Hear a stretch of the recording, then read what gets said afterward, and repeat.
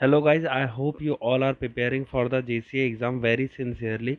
In this video, we are back with another 10 idiom and phrases which will be helpful in your JCA exam. तो चलिए शुरू करते हैं। इसमें सबसे पहले है bear the brunt, मीन्स क्या है?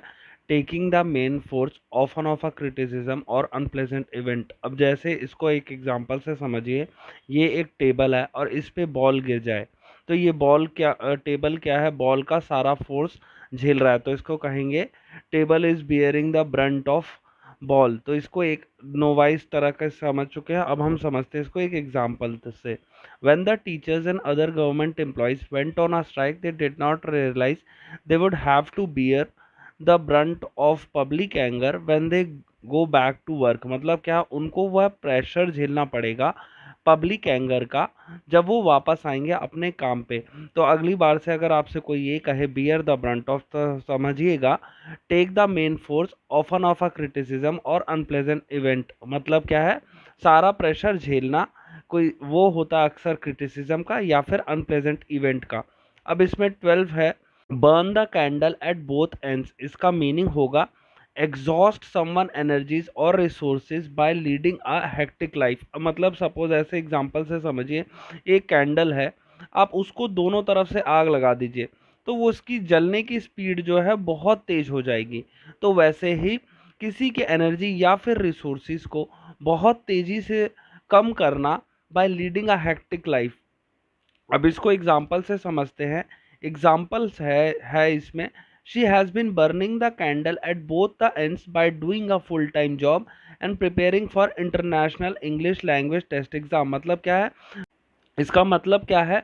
She has been burning the candle at both ends by doing a full time job. मतलब क्या है? वो फुल टाइम जॉब भी कर रही है, साथ के साथ एक exam international English language test exam के लिए भी प्रिपेयर कर रही है, तो उसकी सारी एनर्जी एग्जॉस्ट हो जाएगी इसी चक्कर में। अब इसमें नेक्स्ट है बरी द हैचेट। अब हैचेट मीन्स होता है छोटी कुल्हाड़ी। अब उसको आप जमीन में गाड़ दीजिए तो क्या होगा? क्या आप लड़ाई कर पाएंगे? नहीं। तो सेम इसका मतलब है इसका make peace and a quarrel settle one differences to become friends again. तो वही। अब इसमें एग्जांपल है the two neighbouring countries India and Pakistan have often been advised by the world bodies to bury the hatchet for their own progress. मतलब क्या है? वो एक शांति समझौता कर ले एक दूसरे की प्रोग्रेस के लिए। तो चलिए आगे बढ़ते हैं और समझते हैं बरी हेड इन द सैंड। अब इसका मीनिंग है refuse to think about an unpleasant situation hoping that it will improve so that you will not have to deal with it. मतलब क्या है? अगर अपना सर आप जमीन के अंदर डाल लें तो आपको आसपास आपके क्या हो रहा है आपको पता नहीं चलेगा। अब सेम इसी का मतलब है कि अगर अंदर सर डाल लेंगे ज़मीन के तो आपको पता नहीं चलेगा क्या हो रहा है, और आप ये सोच के बैठे हैं कि जब आप सर निकालेंगे ज़मीन में से तो सारी चीज़ें अपने आप ही ठीक हो जाएंगी और आपको उन अनप्लेजेंट सिचुएशन से डील नहीं करना पड़ेगा। अब इसमें एग्जाम्पल होगा parents and principal said ragging was being ignored and accused the girls hostel warden of burying her head in the sand. मतलब क्या है? वो अपना हेड जो है, वार्डन जो है हॉस्टल की, वो अपना हेड जो है सैंड के अंदर डाल ले रही है जिससे उस वो इग्नोर कर सके कि रैगिंग हो ही नहीं रही। चलिए आगे बढ़ते हैं।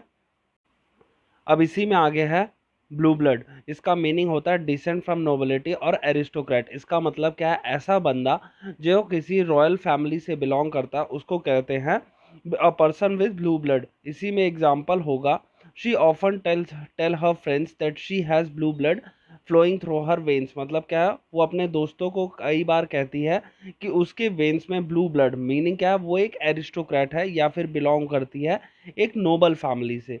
अब नेक्स्ट है इसमें बाय डिंट ऑफ। अब बाय डिंट ऑफ मतलब as a result of something और बाय फोर्स ऑफ समथिंग। अब इसमें एग्जांपल है Mark got what he wanted by dint of requesting and threatening. मतलब क्या है? मार्क को जो चीज़ वो चाहता था उसको वो मिल गई by dint of, by process of requesting and threatening. अब इसमें नेक्स्ट है ब्रेक अ लेग। इसका मीनिंग होता है good luck and best wishes. और इसको एक एग्जांपल से समझते हैं। He wished him break a leg before his performance. मतलब उसकी परफॉर्मेंस के पहले उसने उसको कहा ब्रेक अ लेग। अब इसमें नेक्स्ट है born with a silver spoon in mouth. इसका मीनिंग होगा to be born to parents who are rich and have a good social rank. मतलब क्या है, आपका जन्म ऐसी फैमिली में होना जो कि रिच है और एक अच्छा सोशल सर्कल है। अब जैसे अंबानी का बेटा है, वो बॉर्न हुआ है, born with a silver spoon in mouth. मतलब क्या है, उसका जन्म एक ऐसे परिवार में हुआ है जो अमीर है। इसका एग्जाम्पल है, he does not need this job as much as I do, he is born with a silver spoon in his mouth. मतलब क्या है कि मुझे जितनी जॉब की ज़रूरत है उतनी उसको नहीं है, क्योंकि वह एक born with a silver spoon है। मतलब उसका जन्म एक अमीर परिवार में हुआ है। अब इसमें नेक्स्ट है बियॉन्ड द पेल। इसका मीनिंग होता है something that is not considered decent, ऐसा कार्य जिसे डिसेंट ना माना जाए। इसका एग्जाम्पल होगा, they broke up because her behaviour was simply beyond the pale. मतलब बियॉन्ड द पेल मतलब ऐसा बिहेवियर जो एक डिसेंट नहीं है।